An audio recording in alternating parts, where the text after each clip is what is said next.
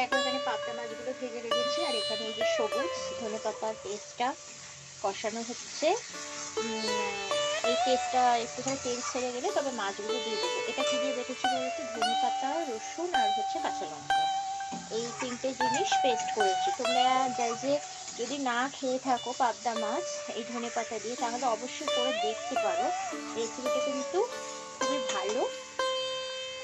এই শীতকালে আমি বেশিরভাগ মাছই ধনেপাতা বাটা দিয়ে করি, খুব ভালো লাগে। তোমাদের আরেকদিন শেয়ার করবো শিম আলু দিয়ে, যে কোনো মাছ শিম আলু দিয়ে ধনেপাতা বাটা দিয়ে বড়ি দিয়ে দারুণ হয় খেতে। একটু তেলটা দেখেছো ছেড়ে ছেড়ে আসছে, এবার মাছটা দিয়ে দেবো। কিচ্ছু লাগে না, 2-3 মিনিট লাগে, খালি সাজিয়ে নিলে 2-3 মিনিট।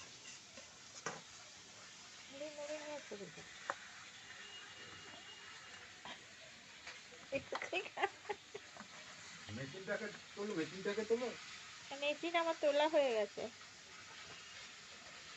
ওটা হচ্ছে।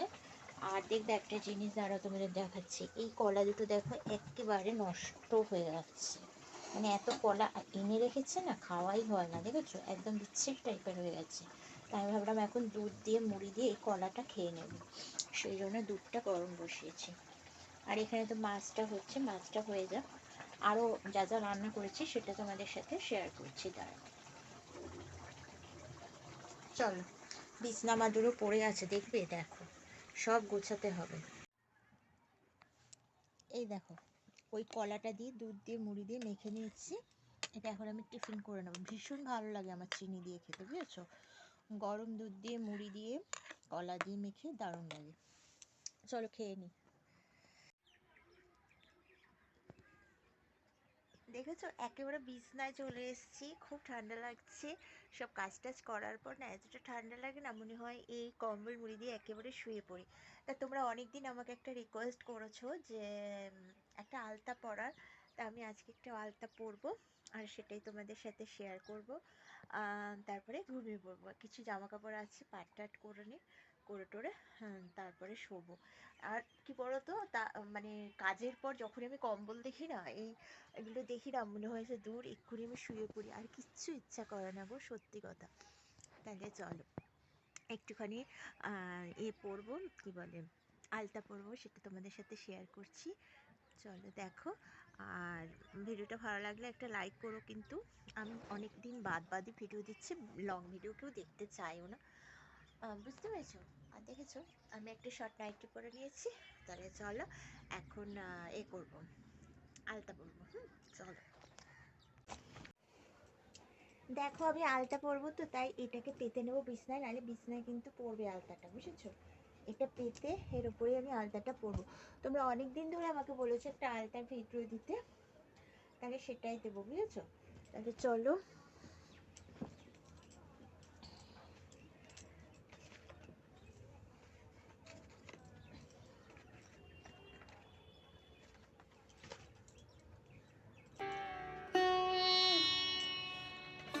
আলতাটা বার করে নিই, করে তারপরে পরবো। অনেকদিন ধরে এটা রিকোয়েস্ট আছে, কিন্তু আমি করতে পারছি না সময় করে।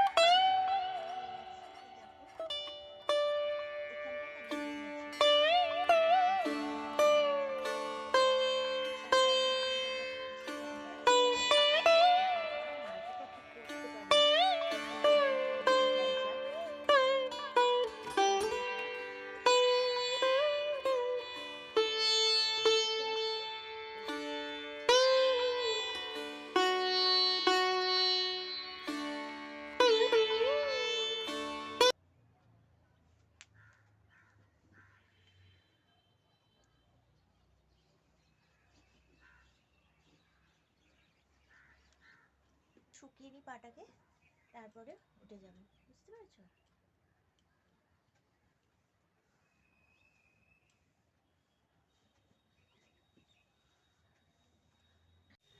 তাহলে চলো, দেখো আমার আলতা পরা হয়ে গেছে। আর আমি সবসময় না এই যে পুরোনো ব্রাশ হয়ে গেলে না এই নিচটা দিয়ে পরি, অনেক সময় কাঠি দিয়েও পরি, তুলো দিয়ে কাঠি দিয়ে পরি, কিন্তু ম্যাক্সিমাম টাইমে আমি এটা এটা দিয়ে করি। এই যে পিছনটা দিয়ে না পরতে ভালো হয়, আবার এই মুখটা দিয়ে পরলে কিন্তু ভালো হয়।